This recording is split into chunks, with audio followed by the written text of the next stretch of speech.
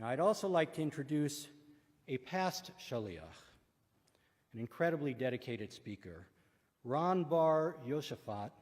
Ron spent a dreary, rainy, cold 5 months with us during a winter some years ago.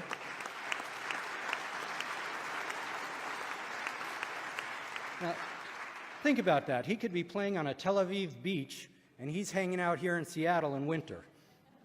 He was a workhorse. If anyone invited him to take him somewhere to show him some part of Seattle or the Northwest, his first question was, will there be anyone I can speak to there? In 5 months, he spoke to over 42,000 students.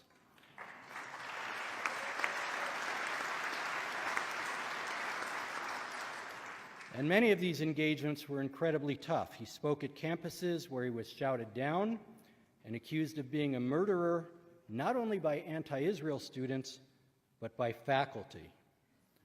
Ron returned to Israel, wrote a book about his 5 months here, and talking to him earlier, I found out that he's written a subsequent book and he's working on his third.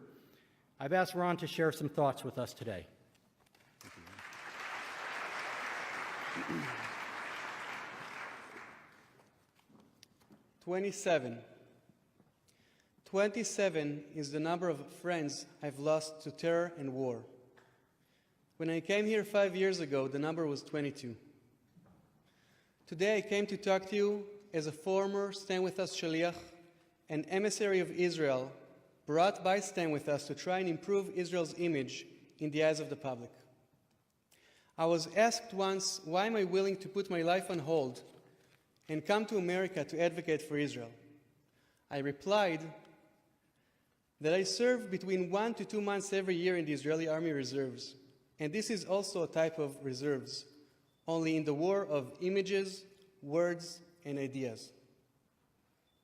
To better understand the connection between Israel advocacy and the Israeli army, you need to understand how media covers Israel. There are 3 levels of media reports. The first is no media coverage. There are on average more than 100 terror attacks in Israel per month. You don't know that, and you don't hear about it because there are no casualties.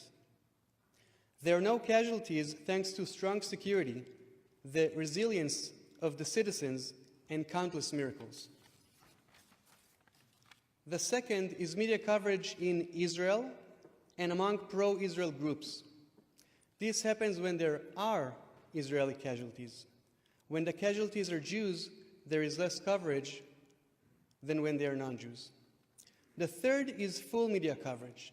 This happens when Israeli police or military take down a terrorist who tried to murder Israelis. In this case, the headlines are usually about how an Israeli police officer killed a Palestinian. If the media is feeling generous, they will add in quotation marks, suspected of terrorist activities.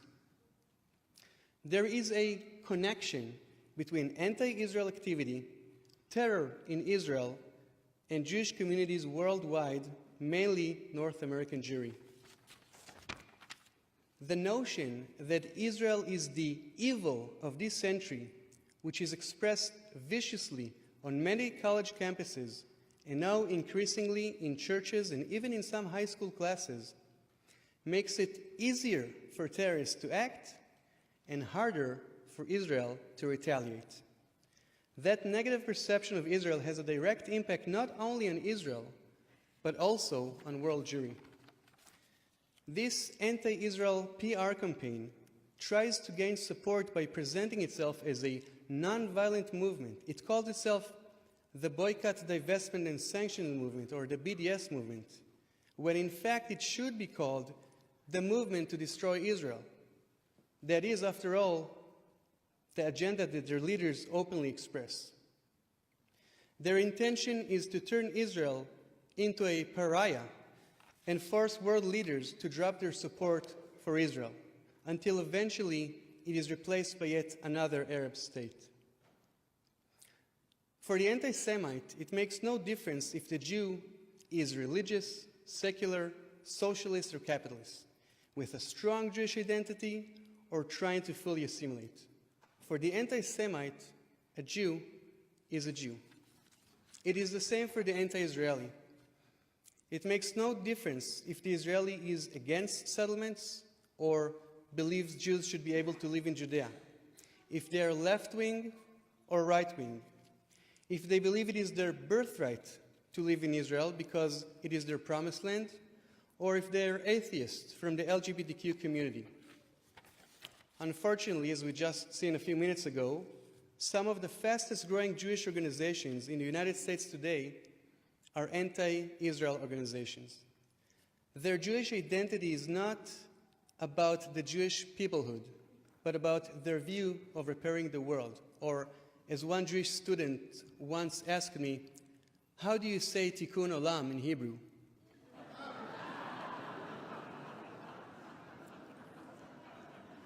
We cannot ignore the fact that there are real issues that world Jewry and the state of Israel have to work together.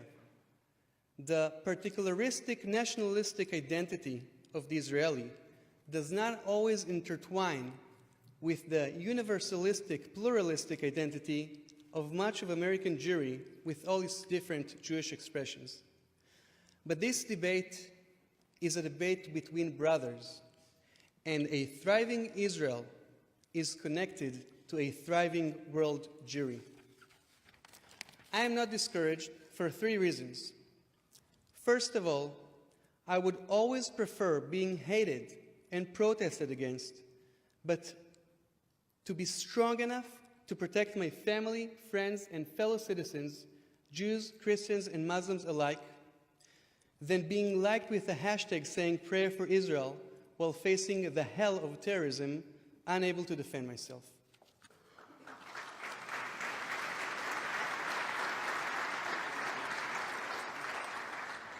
Second, the truth eventually comes out.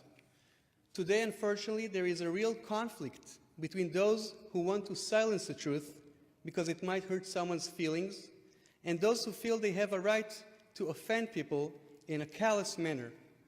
This is a battle between political correctness and discrimination and bigotry. Somehow in this battle, the anti-Israel has players on both sides.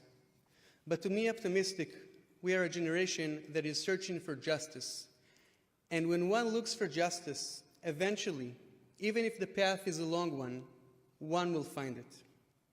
Lastly, when I see all of you who chose to come and spend the time, effort, and resources to show your support for Israel, I have no doubt that we will prevail.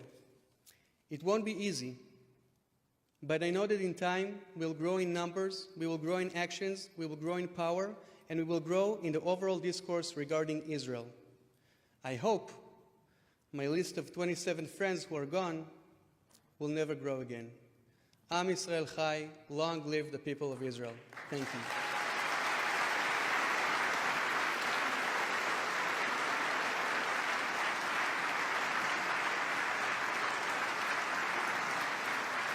Thank you very much.